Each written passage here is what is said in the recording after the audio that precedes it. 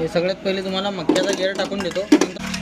मक्का पेरण्यासाठी कोणता गिअर वापरावा लागते? मक्का पेरण्याकरता 22 नंबरचा गिअर. हे कुठे आहे? चंद्राची- 22 कुठे लिहिलं आहे? हे 22 लिहिलेलं आहे याच्यावरती. बरं ठीक आहे. हे चंद्राची कोर घ्यायची, याच्यामध्ये अशी टाकायची. ते झाल्यानंतर कुठेही बसते हे गोल इंट आहे. हे जे टोक आहे बराबर या खाच्यामध्ये अटकवायचं, याच्या मशीनच्या या खाच्यामध्ये अटकवायचं. बघून घ्या, चंद्राच्या कोरचा हा टोक. टोक या खाच्यामध्ये अटकून घ्यायचा. बरं. याच्या अंदर असं अटकवल्यानंतर हे असं घुमवून घ्यायचं. ते झाल्यानंतर हे अशी लॉक लावून टाकायची.